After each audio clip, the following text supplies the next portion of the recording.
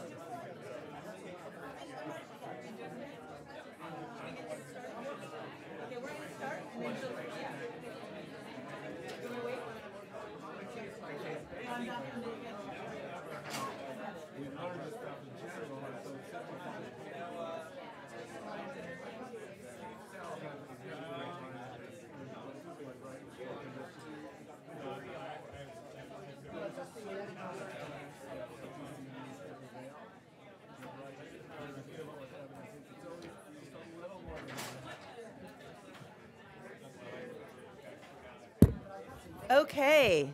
All right. Well, so now I do need you to stop talking. That was really fun while it lasted. Hi. Welcome. So allow me to begin our lunchtime event. It's always a lot of fun to be able to serve lunch here in the Capitol building, on the Senate side especially. Thank you all for joining us for today's event, Building on a New Consensus on Antitrust Reform. I'm Heather Boucher. I'm the Executive Director and Chief Economist at the Washington Center for Equitable Growth. Our mission at Equitable Growth is to advance evidence-backed ideas and policies that promote strong, stable, and broad-based growth. And we do this through investigating whether and how inequality in all of its forms affects economic growth and stability, and ensuring that these ideas are heard within the policymaking community. Now, before I go further, just a couple of words of thanks. First, I believe that I have the distinct honor of being able to lead one of the most amazing teams of any think tank in Washington, and I want to thank them all for their hard work. Many folks are here today, but especially Michael Kadish for his hard work to put this together, and all the folks that have helped with the event. And I also want to thank the restaurant associates of the U.S. Senate and Capitol Visitor Center for helping making sure that everyone is well fed and nourished during today's conversation, which also hopefully will be nourishing. Yeah, that was my little joke. That's as good as it gets. So the goal of today's event is to work to build consensus amongst reformers on policy prescriptions that will promote competition. And we are thinking about issues such as changing burdens of proof and the use of presumptions. Our goal is to bring together and encourage discussion between leading scholars, advocates, and legal practitioners from across the ideological spectrum. So in terms of our agenda today, Senator Klobuchar is going to deliver the opening remarks. We have John Salet, former Deputy Assistant Attorney General in the Justice Department's Antitrust Division, who's going to discuss his paper, Louis Brandeis, A Man for This Season. Our panelists, Sandeep Vaheesan, Legal Director at the Open Markets Institute, Renata Hesse, former Acting Assistant Attorney General in the Justice Department's Antitrust Division, and John Kwoka, Professor of Economics at Northeastern University, are going to provide reactions. Michael Kadish is going to moderate, and then finally, Carl Shapiro, Professor of Economics at UC Berkeley, is going to provide the final closing remarks. So there'll be a little bit, I know that Michael, as he is chairing, will make some other introductions, but I wanted to get that out. We have such an exciting group of panelists today. We are going to welcome everyone, and we're going to wait for lunch until after the senator's remarks. So I know, totally. I actually didn't. They added that to my remarks this morning, so I just noted that. So sorry about that. But yeah. So there you go. So I'll try to talk fast so that she has time, and hopefully your stomachs aren't growling. So no hangry. All right. So A few comments on why we are doing this event, why we think that this is so important. So I'm an economist by training, and we know from a lot of the evidence that the American economy is suffering from a monopoly problem that harms workers, consumers, entrepreneurs, and the economy as a whole.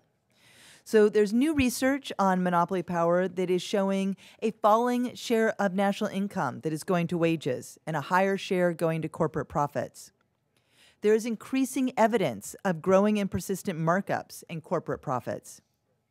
Labor economists are beginning to document what it means for labor markets to have this monopoly power. They're talking about monopsony power, which allows employers to pay workers less than competitive wages.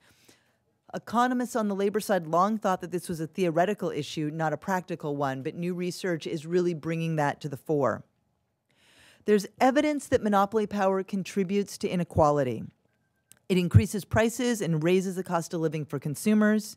It suppresses innovation and stifles entrepreneurship, both of which are at historic lows. And we think that there's evidence that employers with monopsony power may be partially responsible for wage stagnation, certainly something we need to know more about. The less competition in the marketplace, the harder it will be for the economy to expand and for economic opportunity to flourish. Equitable Growth has worked hard to contribute to this body of learning. We've commissioned reports on the prevalence of market power in the economy and the state of antitrust enforcement. We are currently funding additional work in this area, and we have an open and competitive grant program, the call for proposals of which just went up, and this is a key area of focus. So if you know any scholars, especially young scholars, we want to hear from them. We want to hear their ideas. So while more research needs to be done, now is the time to start talking about solutions. Antitrust law needs to be the principal bulwark protecting competition in the marketplace. But for the last 4 decades, courts have been whittling away at antitrust enforcement, adopting ever more lenient standards towards business practices. It has been almost 70 years since Congress considered the substance of the antitrust laws, and the time has come for Congress to assert itself. Yeah, right? The People's House, definitely. So there is a need for legislation to restore the original intent and purpose of the antitrust laws and adapt them to address the current challenges we face today. Most of the economic learning of the 1950s and 60s, suggesting that markets worked fine without antitrust interference, has been seriously questioned or qualified. And there's inadequate funding for the agencies. Since 2010, merger filings have increased by 50%, but the budgets have been flat. So today's conversation is about bringing together experts to discuss how to make antitrust more effective. So it is my pleasure to get to introduce Senator Amy Klobuchar, whose leadership has been instrumental in focusing attention on competition policy and antitrust enforcement.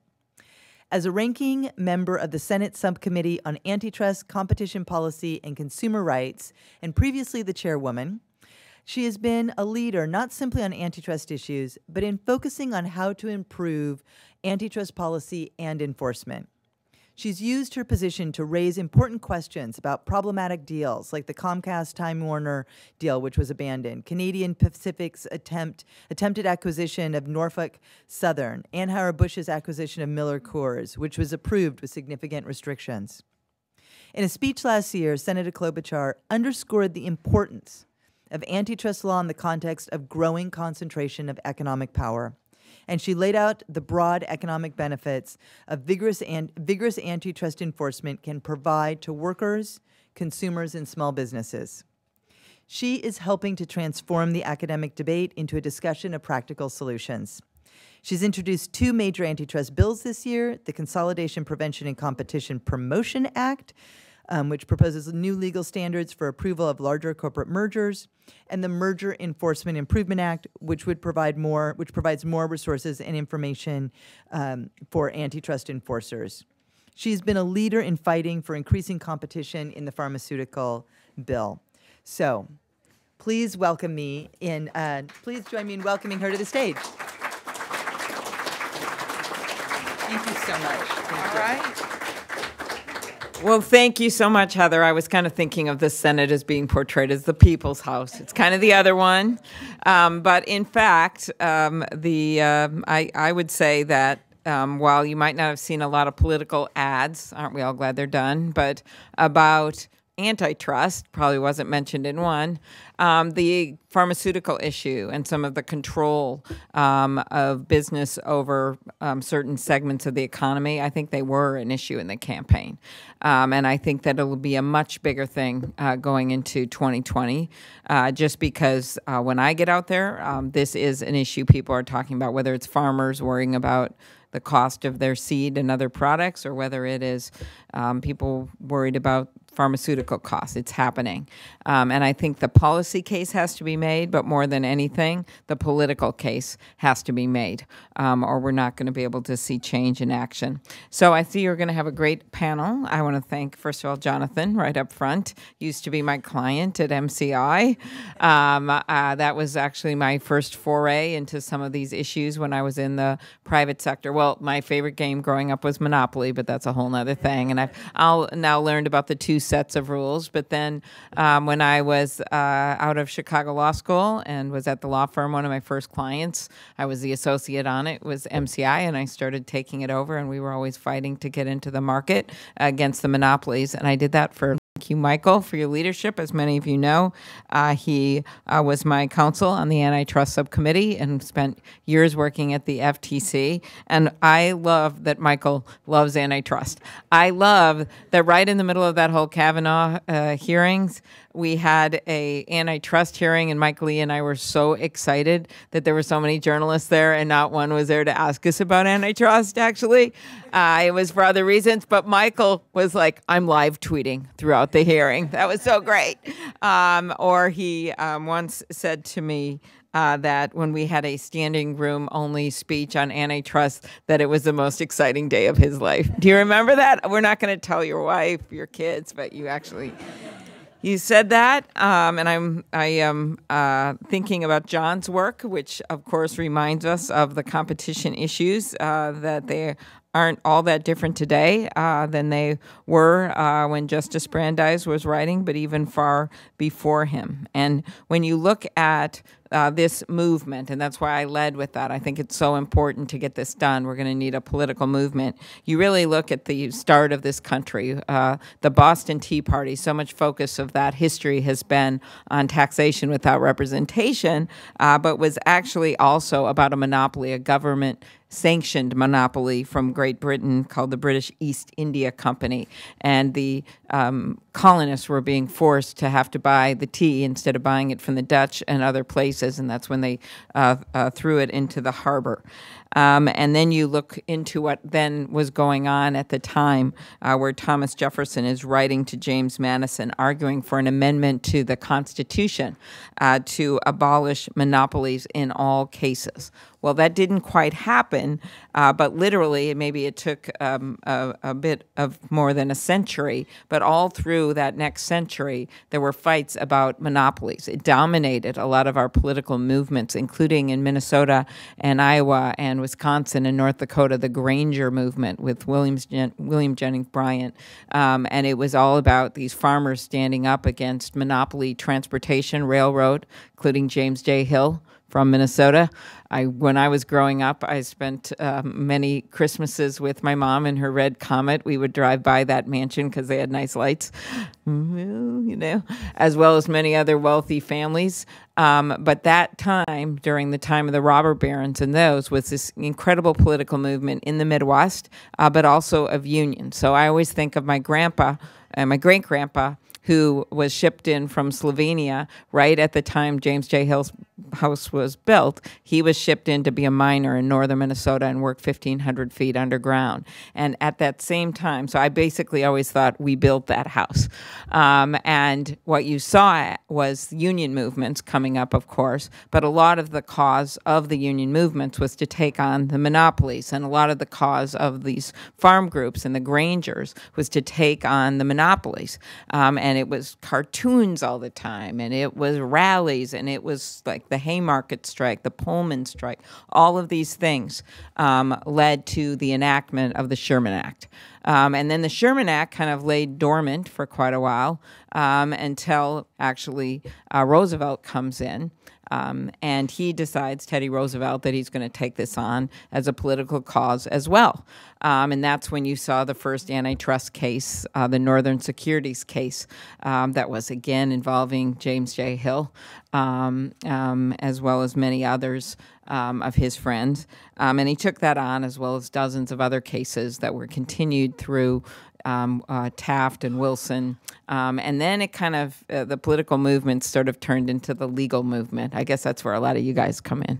But it turned into a series of some good cases that came out that were supportive, and then some bad cases. It turned into making some changes, and the Clayton Act and other things, making changes that improved the Sherman Act over time, but then also a bunch of loopholes, right? Everything from Major League Baseball on either court loopholes or legislative loopholes. I think one of the former heads of the antitrust division I read once gave an entire speech that was an hour long on all the loopholes and the exemptions, we should call them more appropriately. I guess I just came off of a campaign season that are in the law. So. And then you get to the more recent history, which is where we are, and that is actually kind of frightening because we're seeing this enormous change in these mergers. We're seeing more and more mergers. We're seeing new kinds of businesses and the monopsony issue. And we are at the same time seeing two phenomenon. One is inaction from Congress, paralyzed at inaction. And then the second one is a very conservative court. And I was able to ask both Justice Gorsuch and Justice Kavanaugh about the antitrust cases. If I wouldn't have, Michael would have killed me. And he sat back there for Gorsuch's waiting and waiting, as Mark did, but this time I did it in the first round with Kavanaugh, just to make the point of how important this was. And in fact, there are cases, in the case of Kavanaugh, the Whole Foods case, and other ones just show actually a more conservative trend than even the existing court, which is also already very limited in how they're applying the laws. So that's kind of the state of where we are right now. And this is not to say that we haven't had some golden moments and eras of antitrust. We have.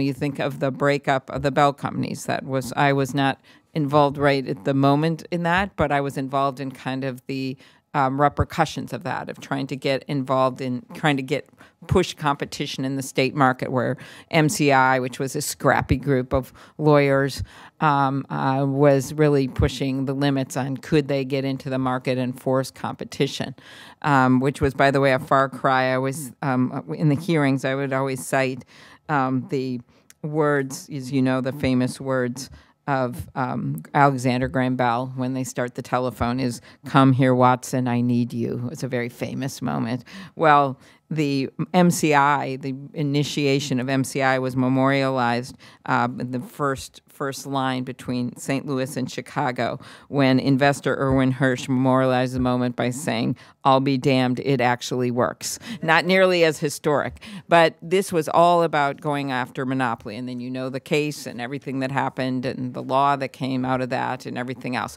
So that was kind of a golden moment because it's a textbook example of bringing down the prices and bringing in more innovation and bringing in more competition and how it can work. Well, that's the kind of thing I think we're going to have to see in some form or another with what we're dealing with now with monopoly status.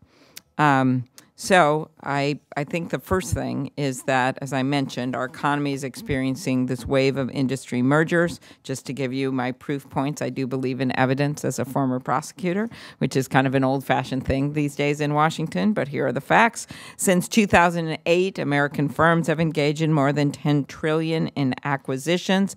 A record $2.5 trillion in mergers were announced in just the first half of this year. These deals are a part of a pattern of horizontal consolidation and vertical integration that is transforming, as you know, many of our important industries. Second, we are living in a time of rapid technological change that is reshaping our economy. We sometimes take for granted that we walk around with little supercomputers in our pockets, but we know that change has been good, but it also has meant extraordinary power over our personal data and also extraordinary economic power and political power, which has led to our inability to even put in place some basic privacy laws, or in the case of the pharmaceutical industry, to do something to bring the prices down, including things like the pay-for-delay issue that the FTC has taken on in part, but we should be doing more on out of Congress. And Senator Grassley and I have a bill on that. Or doing something about negotiations under Medicare, or bringing in less expensive drugs from other countries. But this monopoly grip, I know it's a bunch of companies, but of an industry grip on Washington with 4 lobbyists for every member, has created this situation where the public is at a breaking point, and I think that's why you see now the administration moving on some proposals, and you also see it being the #1 issue in a lot of our states in the political ads. So if you think that's not a breaking point, I think it's a breaking point. And then the question is, will it then lead to more discussions about antitrust and the need to make changes even beyond some of the things we need to do to bring down prices in the pharmaceutical industry? And how we do that movement, I think that's going to be a challenge, but I think there's going to be a lot of room for debate. The public is more interested than ever in politics, if you haven't noticed by the number of voters that turned out in the midterms, and it just gives a platform for discussion of these issues and to take these policy ideas that a lot of us believe in, and maybe some of you don't, but there's going to be a major discussion. And you have the administration that with the Justice Department that seems genuinely interested. I guess time will tell in bringing on some of these cases, and that's something, a bit of a continuation of the work from the last administration, but we still haven't seen the kind of major victory in the courts that could change things with the courts, which keeps leading me back to Congress and our duty to get the public engaged in this in a way that isn't just about 50-page legal opinions, as much as I know those are fun to talk about. The bills that were mentioned are important. I think the one would be easier to get bipartisan support on right now than the other, and that would be to get more resources for the agencies, and both heads of the FTC and Macon over at Justice Department seemed very open, if not supportive, of doing something along those lines, and that is, of course, charging some higher fees on the mega merger. That's our bill. I'm looking at Mark so I don't make a mistake. That is our bill, and that would get more resources. Mike Lee has said to me personally that he'd be interested in looking at something like that, and we work well together, so I guess the proof will be in what happens in the new Congress, but that's something we could be working on. The second, of course, is the other bill I have, which doesn't have as much bipartisan interest right now. But hey, there's a new crop of senators, and they just had me do their orientation. That's good. Got to tell Mitt Romney about, what it's like to be in the Senate and how to get around, and it was pretty funny. I'll leave it at that. He's very happy.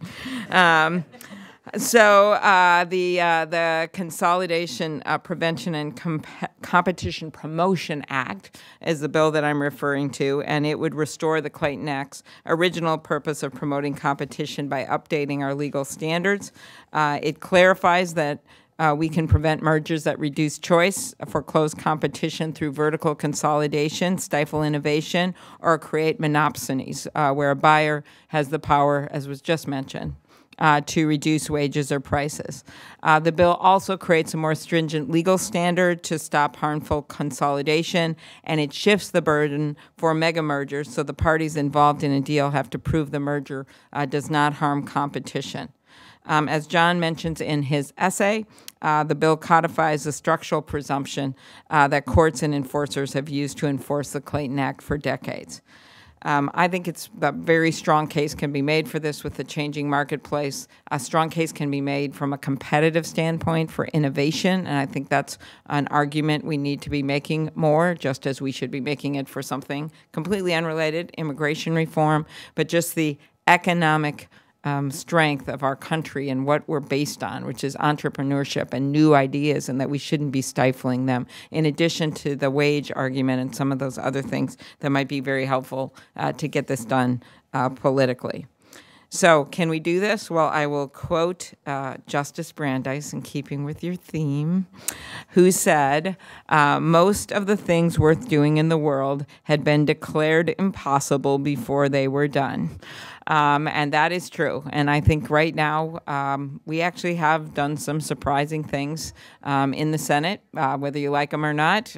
We've been able to get a number of things done in the last few years, and movements happen and change happens. And I think we're setting with all of the, of course, academic interest in this, but the people there's starting to be much more journalists' interest in this, with what's going on in Europe, with what's just happening with economic power. I truly believe, I'm not just saying it because I happen to have this position on the antitrust subcommittee, I believe the time has come to get movement on antitrust. So thank you so much for your devotion to this important issue, to promote competition, and you just got to come up with some ideas for me of how we can throw some tea into the harbor to make the case again, or start major movements in barns about, like the Grangers did, around this idea of monopoly power. And then I think we're going to see change. So thank you very much.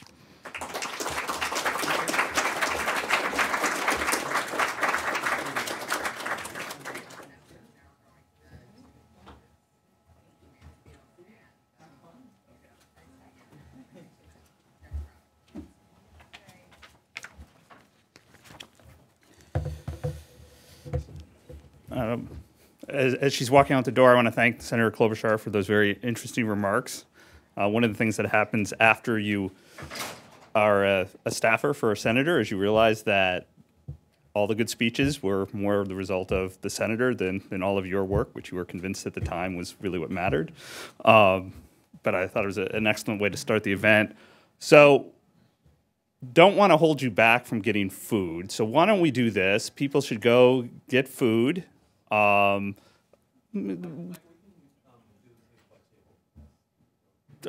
Okay, you're the events person. The team is great, but why don't we start that? I have a few introduction remarks that probably aren't all that important. So, like, if you don't hear them, it's fine. And then in a couple minutes, we'll have John come up. So one thing I wanted to build out a little bit. Corey, why don't we have the speakers table go first? Sorry about that, guys, back there. One thing I did want to do up front is, so for reasons beyond anybody's control, I was out of pocket from the office for the last week. So to the degree everything works on this event, I probably had virtually nothing to do with it. And to the degree there's any hiccup, probably was because I wasn't there, but really the guys, my colleagues at the Washington Center for Equitable Growth just did a fabulous job. And so I want to specifically thank Christian Edligan and Corey Hushak, who really just made this all seamless for me. David Evans and Marina Moreau, who are our web people, and Erica Handloff and Barry Tove, who are our communication folks. But they really made it so much easier for me, and so they just did a great job, and I wonder if we could just give them a round of applause.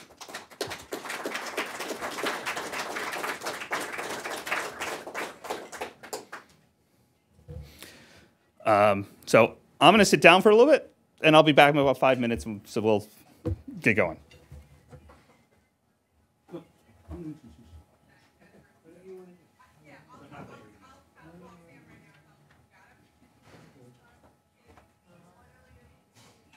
Maybe I should use the gap and make my closing remarks now. A little early. Actually, I did have one other, since this is dead time, and why not take the microphone? So, as you notice, Senator Klobuchar likes to poke a little fun at me. The one I was waiting for is, which he liked when Prince died. In honor of memory of him, I wore a purple tie to her Minnesota morning event. And I'm from Wisconsin. So she proceeded to call me out and say, he's pretending to be from Minnesota, but he's really not. He's from Wisconsin, which isn't nearly as good. So, I really thought I was going to get more than that.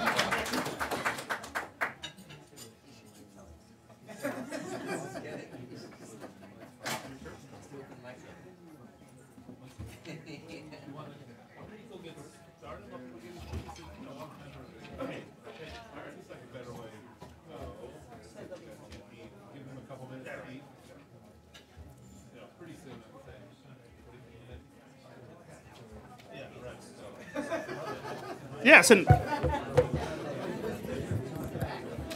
okay, so apparently I've been overruled, and we're just going to get started.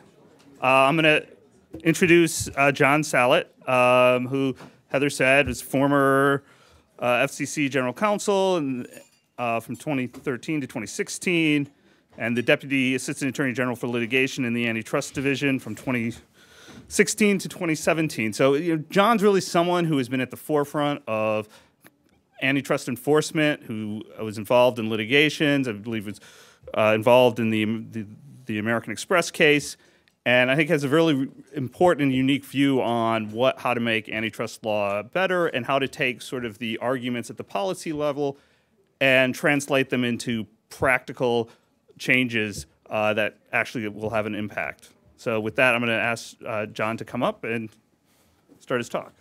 Thank you. Thank you, Michael.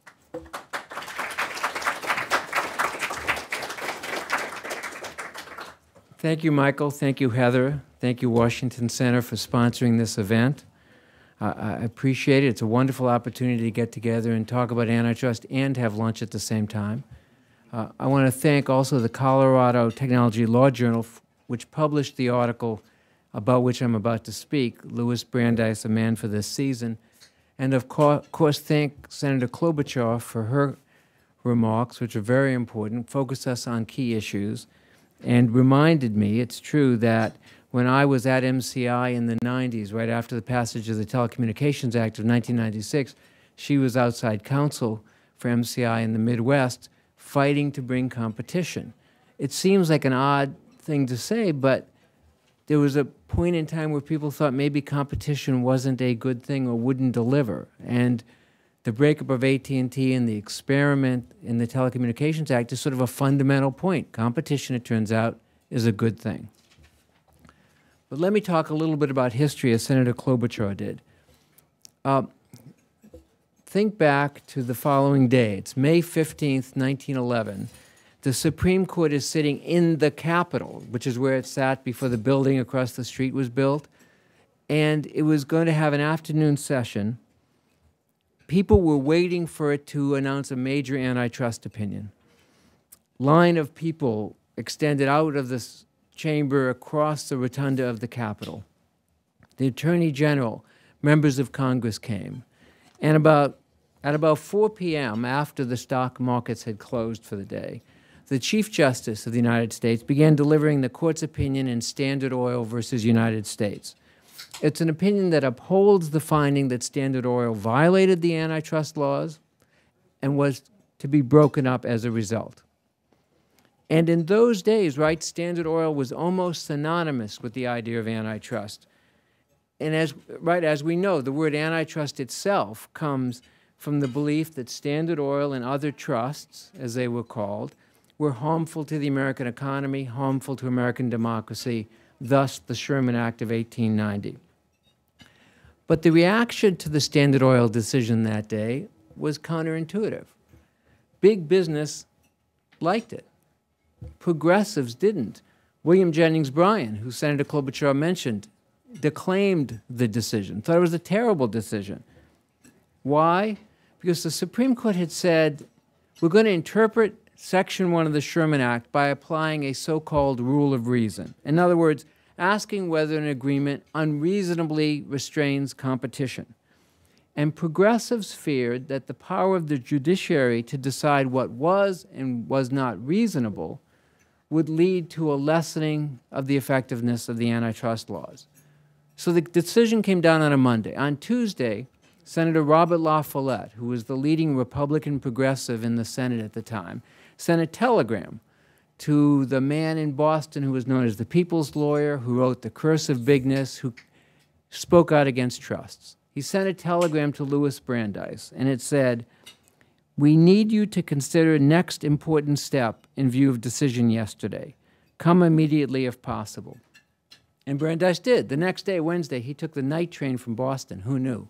I didn't know. But took the night train from Boston, arrived here on the Thursday, sat down with Senator La Follette and others, and began drafting new legislation to improve antitrust. He wrote a draft. He sent in May. In August, Senator La Follette introduced the bill. In December, Brandeis testified for 3 days in front of a congressional committee, 3 days of just him, including a Saturday. And so we can ask, as I think Senator Klobuchar asked, why does this history matter? Why does it make any difference to us? We're a long way away from the time when the leading networks were railroads and telegraphs, right? I think it matters because this is the place, Congress, where history is made and history is remembered. I think it matters because Brandeis looked back to Thomas Jefferson and the other framers. They looked back as far as ancient Greece to see how democracy worked. Today, in a moment when antitrust is in the spotlight, I think it behooves us to look back to the progressive framework articulated by Brandeis. Not because it's going to answer every question, not because everything is the same, not because we're going to decide specific cases on the basis of what Brandeis or others said, but because he struggled with the same kind of issues in similar times as we do today. Brandeis opposed the trusts because he thought they were bad for individual opportunity and for democracy, and he thought the two were closely correlated. And this was not a subtle view. He once said about one trust, "We cannot maintain democratic conditions in America if we allow corporations to rise in our midst with the power of U.S. Steel." And he thought, and Senator Klobuchar emphasized this, that Congress is the fulcrum of action because Congress is the political institution that Brandeis believed can and should consider the broad social and economic issues that shape the content of antitrust. It's Congress's job, not antitrust enforcers, not the courts.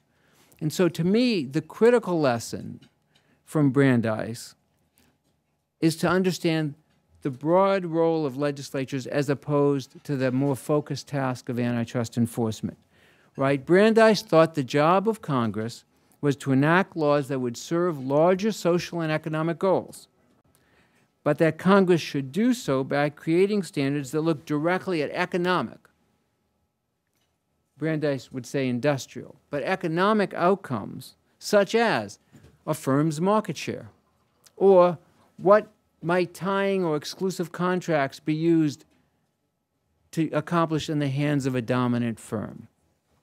And these economic principles would be enforced by antitrust officials and courts by using their expertise, practical economics, and relying on evidence. In other words, antitrust enforcers should not decide on political grounds which case should proceed and which should not. What they should do is to employ their skills, their learnings, the facts to block anti-competitive conduct.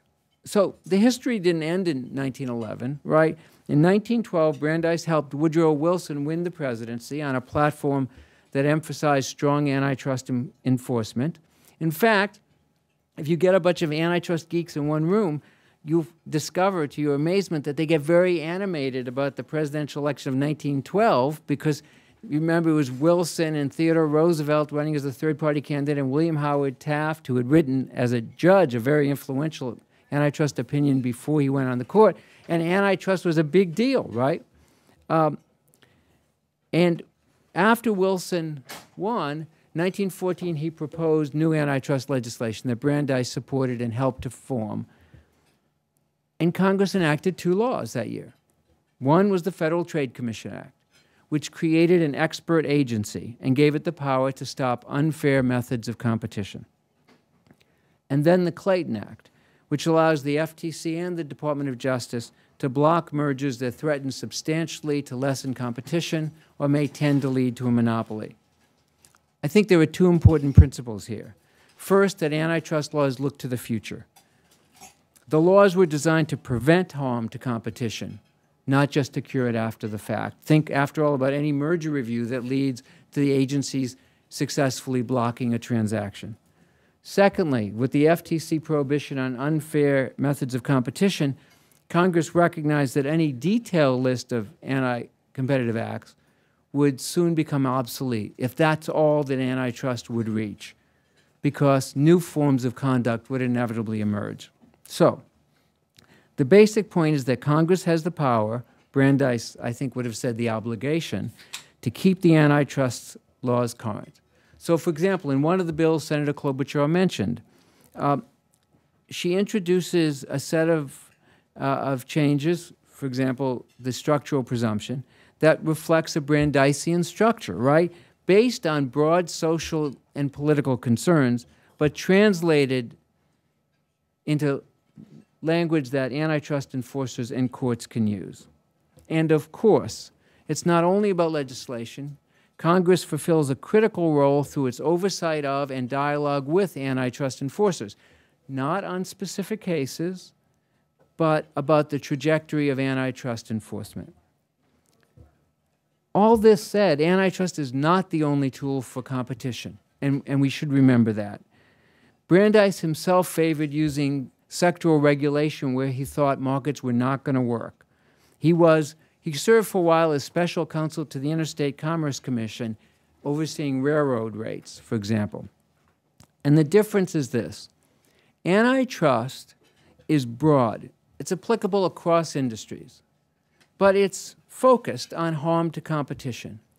By contrast, sectoral regulation is much narrower, right? You could have sectoral regulation for transportation, for airlines, for telecommunications, of course, for railroads. But sectoral regulation often reaches much deeper. It can regulate price in the case of natural monopolies. It can directly advance non-economic goals. So, for example, the historic task of the Federal Communications Commission to ensure that broadcasters serve the needs and interests of their local communities, right? A non-economic goal that a sectoral regulator can advance. A few years ago, I argued the open internet case in the D.C. Circuit. The court upheld those rules. The new commission subsequently did not. But it's worth remembering the goals that those rules served, right? They advanced economic opportunity. They were designed to advance competition. But they also advanced diversity of speech and advanced democracy, right? That's not a bad list of goals. And with mergers, right? The Department of Justice and the Federal Communications Commission working together and reviewing telecommunications mergers, but not with the same statutory mandate. The Department of Justice with the goal of preventing harm to competition, but the Federal Communications Commission with the mandate to actually promote competition. And so, even outside of what we think of as technically antitrust, when Congress thinks about the work of regulatory agencies, I think it's important that it ask, how are the goals of competition being advanced? And where Congress has empowered agencies to further other social or economic goals, say worker safety or safety on airplanes, it should ask, how can these goals be pursued in harmony with competition? Look, I've talked about Congress elect, I've talked about antitrust enforcers. It's because Brandeis believed in institutions. In a time of populist frustration, he didn't try to undo government. He tried to make it better. He believed in experimentation, in innovation, even in government. It's why he coined the term laboratories of the states. And the Federal Trade Commission was such an innovation, right? Brandeis believed in expertise. He believed that expertise should work with facts. He described the commission as a new device in administrative machinery. So, for example, when the FTC is conducting its current hearings in competition and consumer protection, it carries out this Brandeisian function. When Commissioner Rohit Chopra recommends that the FTC use rulemaking authority to protect competition, he's looking back to Brandeis's emphasis on innovation. Now, of course, at the end of the day, laws are only efficacious if they are effectively enforced. And that means meeting the challenges of the day. Brandeis expected both the FTC and the DOJ to challenge new forms of anti-competitive practices because he said he recognized there would be new conditions constantly arising. He also expected antitrust enforcement to be free from day-to-day politics, and this is very important. As long as we're doing history, remember another aspect of history. Remember that Brandeis and his fellow progressives lived in the shadow of the Supreme Court decision in Lochner versus New York, right, where the Supreme Court said regulating working hours was unconstitutional. Brandeis viewed that decision as a result of philosophy, not facts. And so he invented the Brandeis brief, right? In a subsequent case, Mueller versus Oregon, he filed the Brandeis brief, which was over 100 pages of facts and a couple of pages of law. But it made a difference. The Supreme Court said so in its resulting opinion. He took the same attitude towards antitrust. He criticized the Supreme Court decision restricting resale price maintenance, which has since been overturned, because he thought it demonstrated a lack of familiarity with, he said, the facts of business. And I think anybody who's had the opportunity to serve doing competition policy in government has seen this. I saw it myself. Here's an example.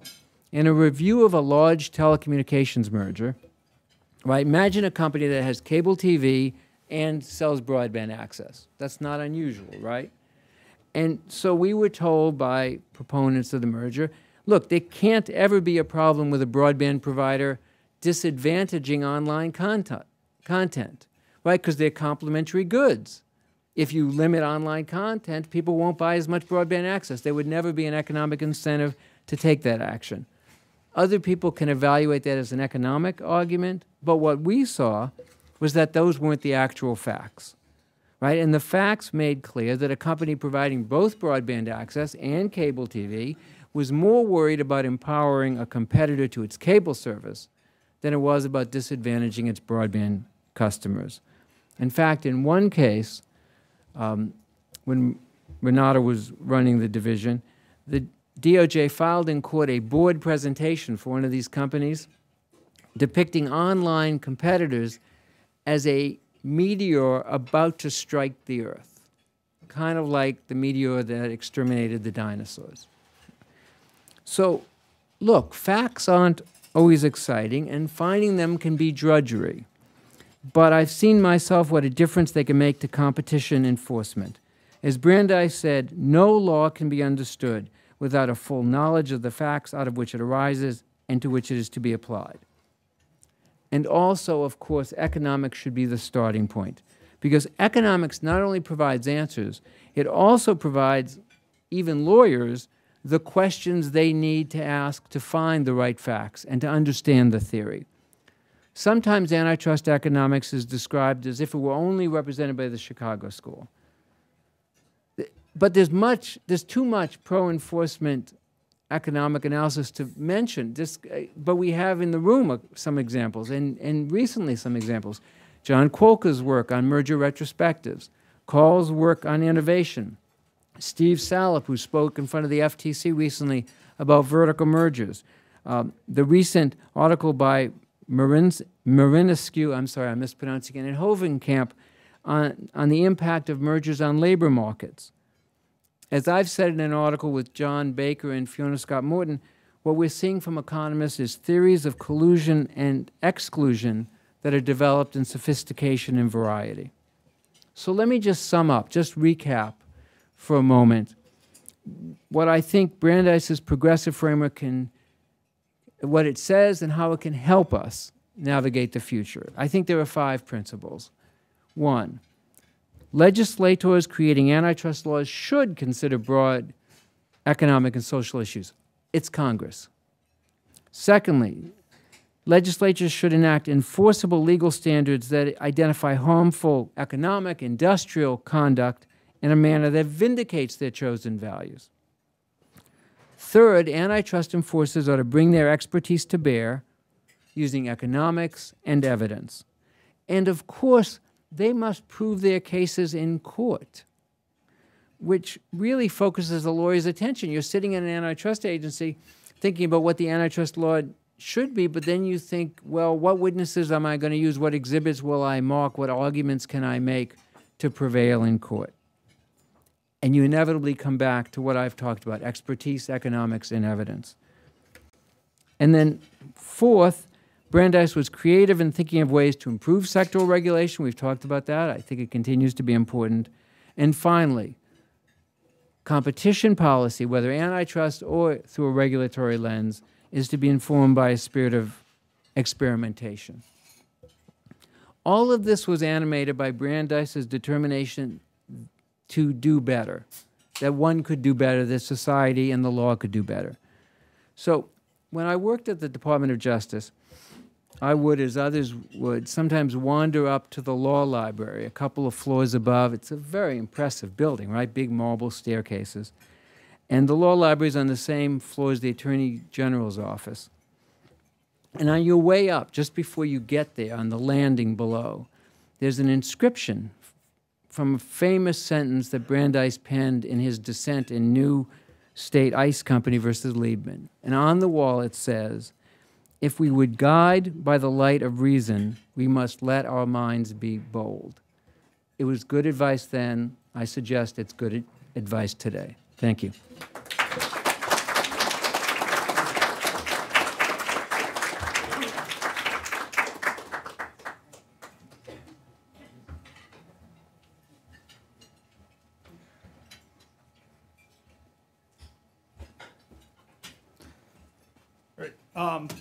If the panelists could come up and join me. Sure. John, too. We have a name tag, so you should sit.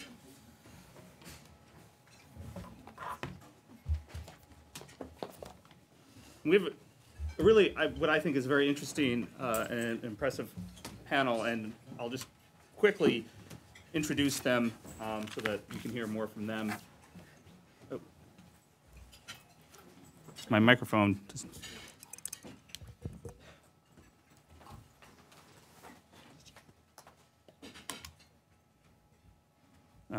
Everyone else should check to see that their microphone works, because mine does not seem to be working.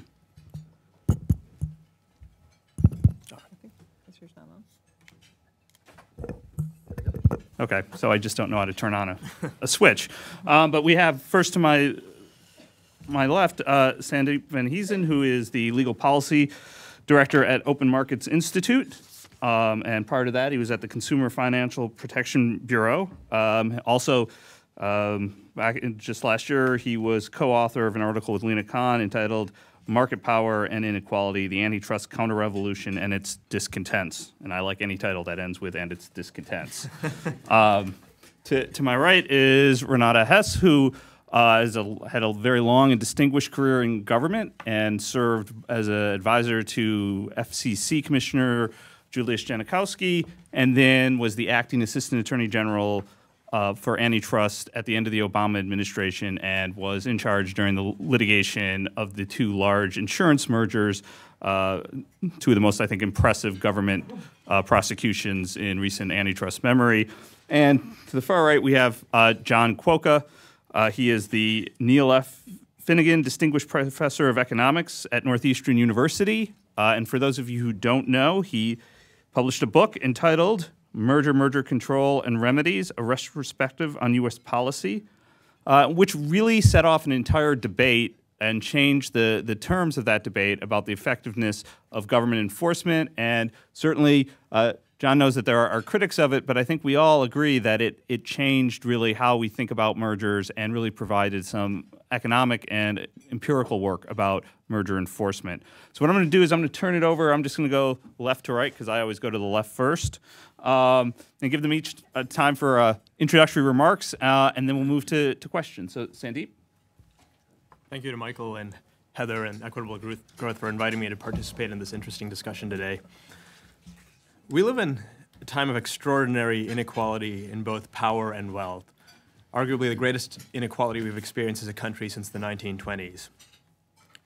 In an article from 2014, Martin Gilens and Benjamin Page said that political decision-making at the federal level is more consistent with an oligarchy than a democracy. It's a deeply troubling finding. I would argue that recentering antitrust on constraining corporate power as opposed to promoting efficiency or consumer welfare is one part of tackling this intolerable inequality. John Sallett's article is an admirable contribution to this debate, drawing on the ideas of Louis Brandeis and showing that power-centric antitrust is not only feasible, but as envisioned by Brandeis, more workable than what we have today. Brandeis sought an antitrust that tamed both the economic and the political power of corporations. Given the yawning inequality between the elite and the rest of us, John is absolutely right in calling Brandeis a man for this season. Antitrust that has multiple goals does not necessarily mean an antitrust that calls on courts to engage in elaborate cost-benefit analysis. For example, Brandeisian antitrust does not require judges in a merger case to balance enhanced political power on the one hand against enhanced economies of scale on the other. The assertion that we have to do case-by-case balancing under Brandeisian antitrust, I would argue, reflects too many years of what I would call the analytical prison of the rule of reason. John shows that we can have an antitrust that advances multiple goals and yet remains workable. He lays out a system of rules and presumptions that would promote Brandeisian ends without entangling courts in Byzantine cost-benefit analysis. Under the system he sketches out, we would have a more accountable, transparent antitrust system that both aids business planning and also supports efficient, effective enforcement. Indeed, for those who believe antitrust should be about nothing besides consumer welfare, a system of rules and presumptions would likely be an improvement over the status quo, as John Kwoka's work has shown. So I'll end with two reflections on John's paper, one philosophical, the other practical. There was a line in John's paper that really caught my attention and got me thinking. He said the perception of Brandeis at the time was Brandeis saw life through a moral lens, but not a naive one. I would argue Brandeis is actually quite unexceptional in this regard. We all view life through a moral lens, albeit somewhat different moral lenses. Value judgments are unavoidable in antitrust and public policy. We must remember that markets are political constructs and the product of extensive state action. No markets would exist without, for example, property and contract law. And the idea of competition itself embodies various normative and moral judgments. For example, drawing the line between robust price competition and predatory pricing calls for value judgments.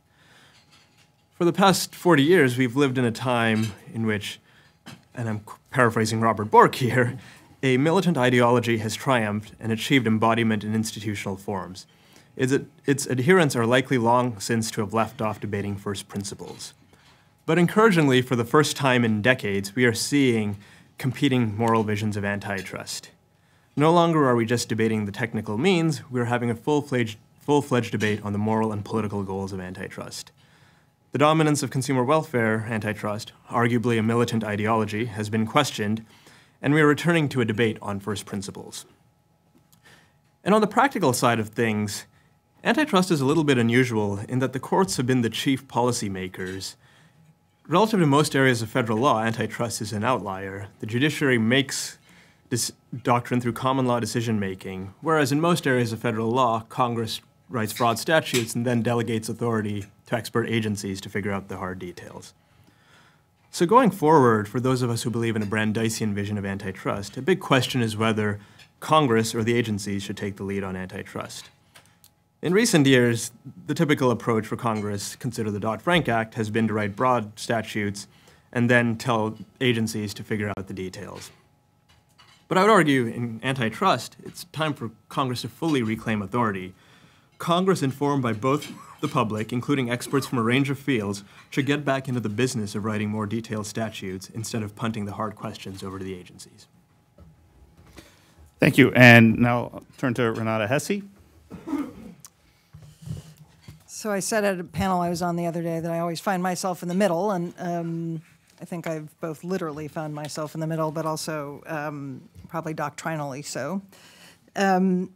I was listening to Senator Klobuchar, and I thought, all is not doom and gloom. And, it's, to be sure, we have issues in antitrust and elsewhere in our society, but there are also a lot of good things happening, and there are some good tools that the agencies have been using and refining over the years that I think do a very good job of ensuring that the work that the agencies do is generally effective and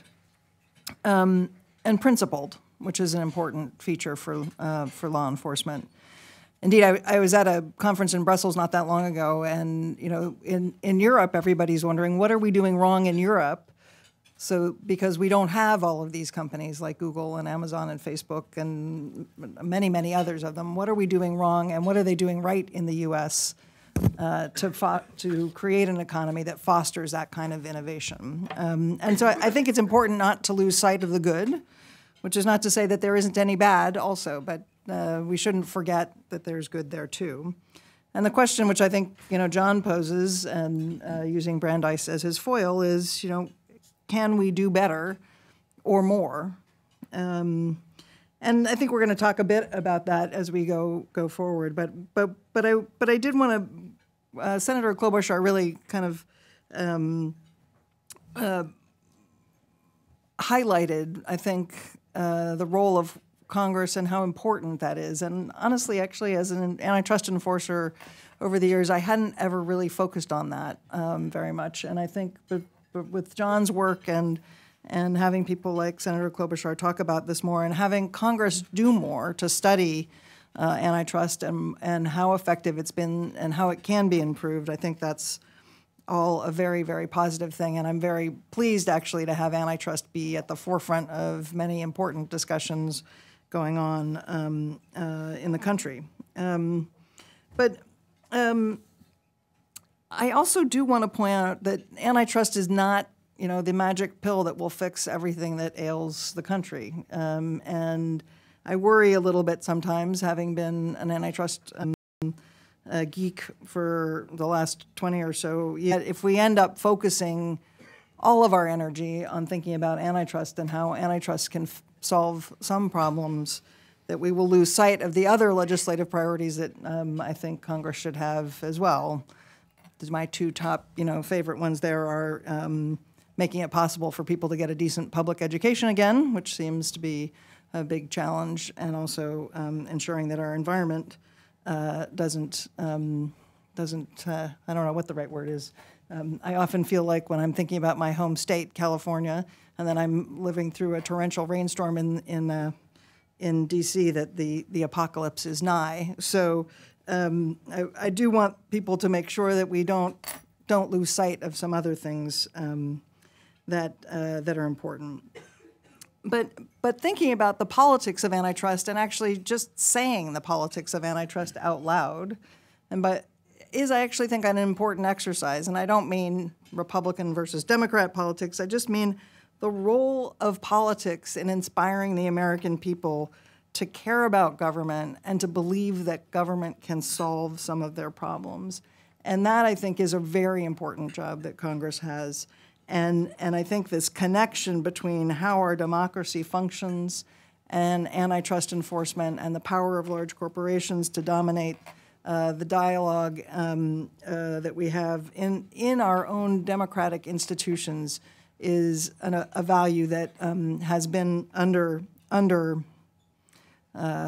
underestimated, but under-promoted, I guess. So I'm hopeful that as we look forward in the following months and hopefully years, that we hear from Congress what its expectations are of antitrust enforcement. What are the goals that they want antitrust enforcers to be achieving? I think presumptions are valuable. I don't think they're the be-all and end-all, and I don't think they are the beginning and end of our analysis. But they help us shorten our work and do things faster, which I think is in the interest of both the agencies and of the businesses that come before the agencies. And I think it'll be great to listen to this discussion and to hear from Congress on how it wants the agencies to set their priorities. I don't believe displacing the agencies in the role of actually working through these somewhat complex problems is a valuable way to move forward. But I do think giving a little bit of guidance and reminding people in the agencies of what their job is and what is it? What are the goals underlying what they're doing? That in and of itself will be an important thing to do. And then, John. Thank you, Michael and Heather, and thanks to the Center for the invitation to be here. It's a pleasure to participate in a distinguished panel of advocates of stronger merger policy, stronger antitrust policy. This is, as everyone agrees, one of the more important issues of the day. The evidence has accumulated with regard to rising concentration, reduction in the number and ease of entry of firms into various markets, and rising profit margins, as Heather had mentioned. All of this suggests that there's a hardening of the arteries of the competitive process in this country. And I subscribe to that view and believe that in no small measure it's been that merger policy over the last 20 or 30 or 40 years has been in part responsible for that. Now, the pressures on merger policy, as we all agree, involve the courts, involve resource and appropriations from Congress, and also are the result of pressures from ideological perspectives that disfavor antitrust policy. So over the past few years, as Michael had mentioned, I've been involved in a research project that has looked at statistical evidence with regard to the effects of merger policy in the U.S. And my findings, while not everyone subscribes to them, I'd be surprised if they did, are in fact, I think, sobering. They suggest that mergers, and what do they collectively say, as opposed to cherry-picking individual examples. And again, what they show is that these carefully studied mergers on average have in price increases, a large fraction of mergers. It's also the case that I've added information with regard to the actions of the antitrust, that divestitures as remedies are outcomes versus the less favorable outcomes. An average is simply that. It includes cases where policy has been effective and where policies have been ineffective. And from an agency or an enforcement perspective, that's the important question. Can we distinguish instances where different types of approaches and different types of remedial action are more likely to be effective and not?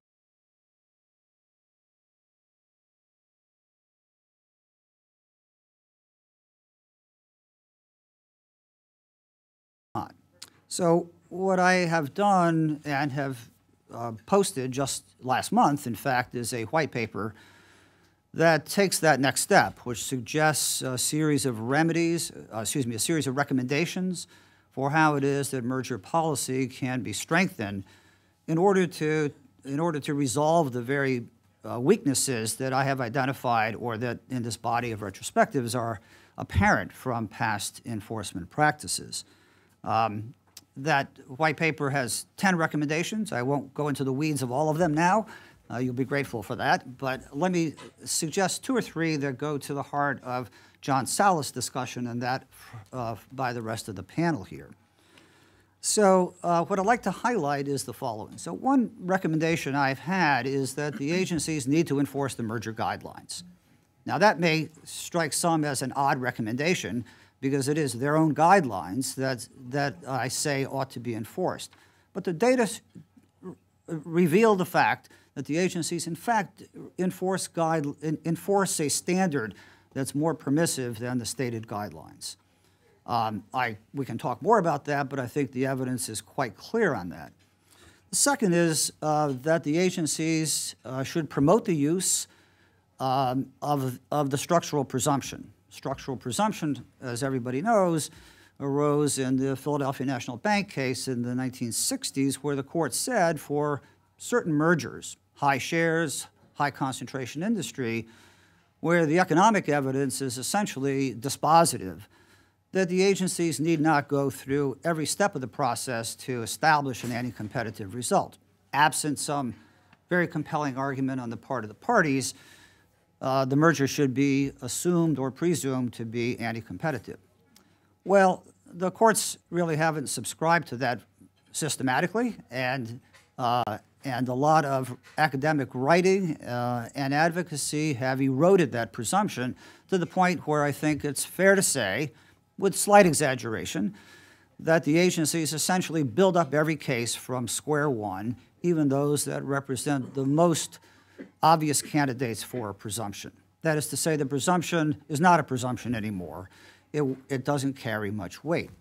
So I think that the use of the presumption, to restore the use of the presumption, would be an incredibly important and valuable tool on the part of the agencies. It would represent a more effective merger policy, merger control policy, and it also, for the reasons that Renata said, would be more efficient because it would relieve the agencies of starting at square one with every conceivable case. I've recently published an article which shows that there is good empirical evidence that using the structural presumption would not make a very high percentage of errors. It would not make zero errors because no enforcement standard would make zero errors. And certainly the alternative of a full rule of reason analysis doesn't result in zero errors. All of us have our favorite examples of that too. But the point is that a structural presumption would cut through the large mass of cases and allow the agencies effectively and efficiently to go to the right resolution for those. Again, it would require convincing the courts of the value of that, and it may require, as Senator Klobuchar's bill would do, require some legislative tweaking to ensure that the courts are paying sufficient attention to what the court in the Philadelphia National Bank case did say. Again, I've got a whole series of other recommendations. My paper's posted. I'd be happy to lead you to it or answer any additional questions about that. But for now, let me just leave you with the thought that there is a series of recommendations that I think are quite consistent with past merger enforcement practice, which, if restored, would go a considerable distance towards strengthening merger control policy in the U.S. Thank you.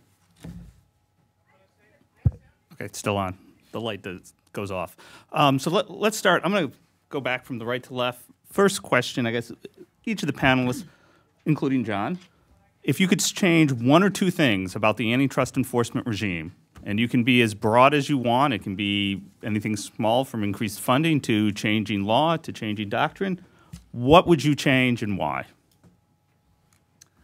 Well, let me repeat. I think the single most important and valuable tool would be to restore and strengthen the structural presumption.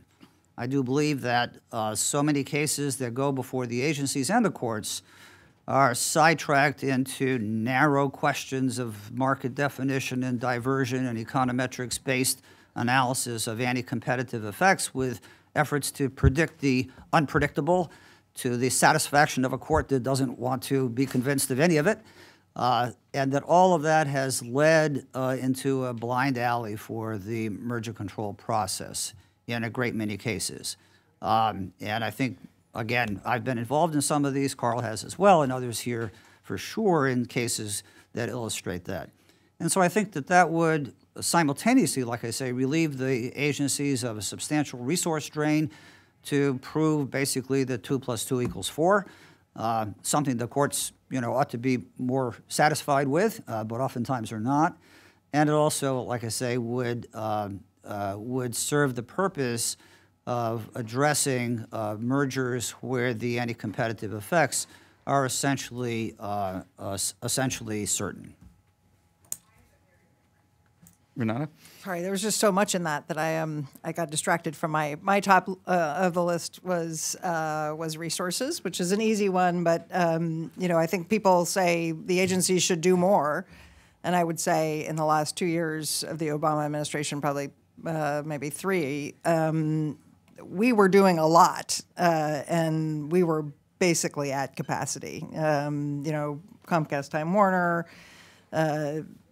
The 2 health insurance mergers litigating those 2 at the same time. I mean, that was a real strain on resources, both in terms of the people power and the experienced people power, and also just the basics of day to day. I mean, I think coming out of sequestration, and I joined the division back for the 3rd time in 2012 when we were in sequestration still, and the government when the government was shut down, it was a pretty pretty dire situation. There was no money to do anything. There was no money to hire people.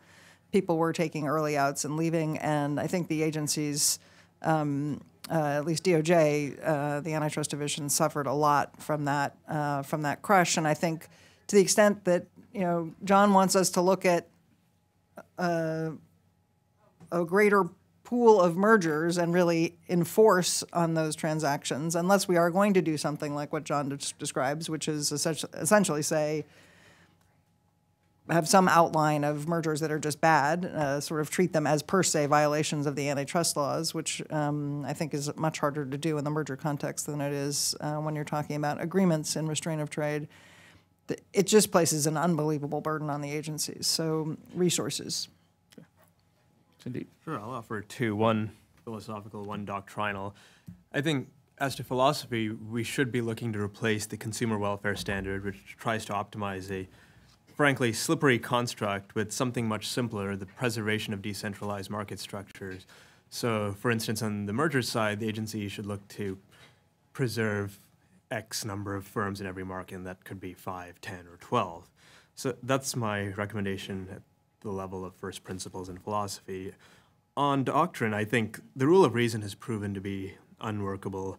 Even when plaintiffs win, they spend 5 or 10 years litigating a case. That doesn't reflect an efficient or effective antitrust enforcement system. We should return to a system based on presumptions and even per se rules. And I think we should be informed by what William Howard Taft wrote when he was a judge on the Second Circuit.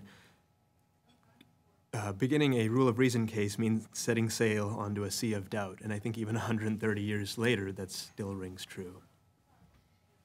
John? Yeah, just two thoughts. So, look, Sandeep makes an important point. I've made a big deal about facts, because I think facts are what ground people in the reality at hand. That doesn't mean we shouldn't find ways to structure litigation, like through use of presumptions, right? Because the presumptions are based on facts that we've known, that we feel comfortable enough that we can start a case off with knowledge already established. I think that's important. One very specific thing that I think could help immediately, the two agencies, FTC and DOJ, ought to issue together vertical merger guidelines, right? We don't have workable vertical merger guidelines in place. There's one set of so-called non-horizontal guidelines from the Justice Department in 1984 that no antitrust official, across the last two administrations and two agencies, antitrust officials have been saying they're not followed anymore. And yet they're on the books, and so judges cite them in decisions, right? The two agencies, I hope, working together and with a process that's inclusive of learnings from outside the agencies, should promulgate together new guidelines so courts understand the basis of the theories of harm and the nature of the economic techniques that can be used, especially because this is where vertical issues are likely to arise most in highly concentrated markets. Okay, we're getting close to the end, so I'm going to do one quick question, but then let's go to Carl. So we talked a little bit about presumption, so we'll do this like a speed round. Currently, the only presumption in merger cases is a market share presumption. Each one of you, yes or no, do you think there should be additional presumptions in merger cases, and what would be the type of presumptions that should exist? And John, we'll start with you. Well, I'll just follow the same thing. We don't have a presumption in vertical, right?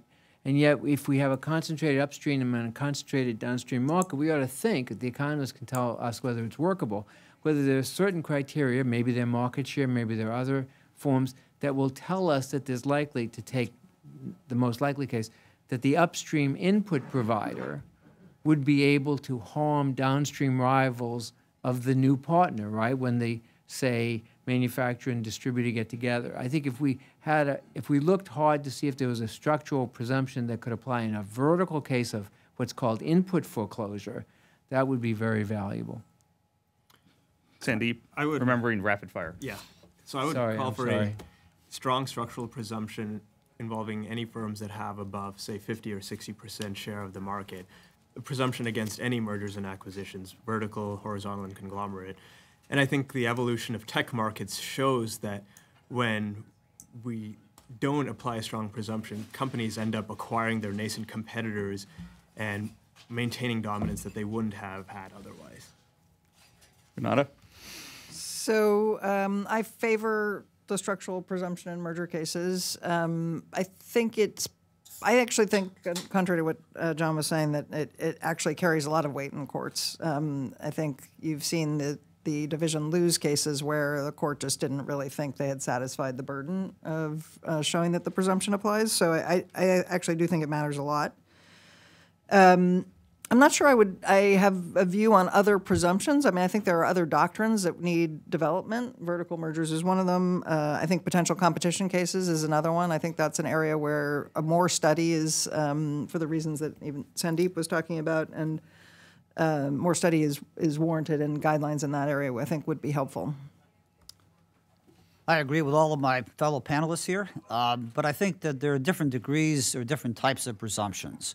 There are per se irrebuttable presumptions. There are rebuttable presumptions. Those also come in different degrees of strength, and I think that we know less about some of the criteria that should trigger presumptions, as Renata says, with regard to, say, potential competition or vertical mergers or the like.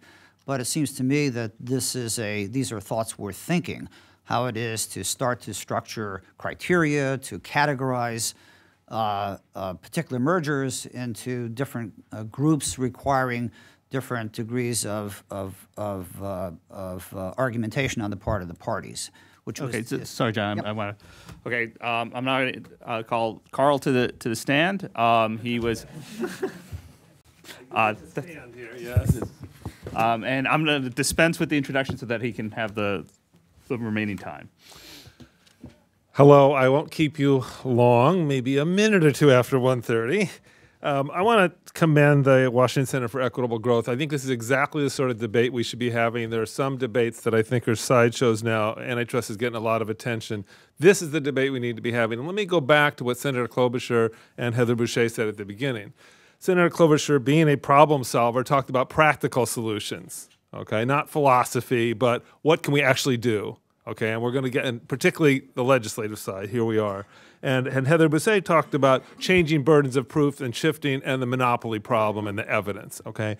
So I think we've engaged on that. Let me try to pull it together with obviously giving my own view of this, thinking about where there could be consensus, how we can move forward. So I think there should be, consensus on two general points that frame where we're at today. First, antitrust law has been shrunken down substantially over the last 40 years, okay? Some people like it, some people don't like it, okay? But it has been shrunken down largely by the Supreme Court, okay, in non-merger area and in mergers through a variety of processes, okay, including the weakening of the structural presumption. So that's happened. And then at the same time, and this hasn't gotten as much play in the last hour here, but I want to bring in a little bit the economic evidence. I mean, Heather talked about monopolies and concentration. Let me tell you a couple of things you may not know that the economists, I'm really thinking academic and research economics, has really nailed in the last 10 or 20 years, which is first, and there's some great work by David Autor and colleagues on this, that our economy is much more driven by large firms. They often are very efficient. They call them superstar firms. And that's a reason we have more concentration, more employment at large firms. Now, whether you think the large firms are good or bad or great or whatever, that is a fact, okay? So that's been going on, and it makes it harder to enter markets if you're going against some of these superstar firms. So that has changed. And the other thing that we've learned is there's a remarkable variety. If you look at just about any market, you'll see some firms that are quite efficient, other firms are a lot less efficient. There's just a variety, and that's the competitive process, the Darwinian process at work. But it doesn't work overnight. So at any point in time, you see this dynamic. Now, so this is the world we live in with larger firms, and they do tend to be more efficient a lot of the time. That's how they got to be large, and their economies of scale. And there are more economies of scale. This was the world Roosevelt lived in. This is the world that Brandeis was talking about, where there were the first really big national firms. That's what animated the Sherman Act. We're in that era even more so again, in the information age, the tech companies, and beyond. Okay, so that's the world. Now, what does that mean for us today? Okay, and I'm looking for consensus. It seems to me That tells us we need antitrust more than ever, more than in a long time, because we have all these big firms that are economically powerful, and yet we actually have less antitrust because of what's happened. It's been shrunk. So we've got a mismatch, and we've got to fix it. Now, how are we going to fix it? One way would be have the agencies, have the courts work on this and slowly turn the ship and hopefully get it in the right direction. Maybe. I'm not particularly confident that the courts are going to move in that direction. I won't name any names. And so, but we are in, but it is time, I think, for Congress to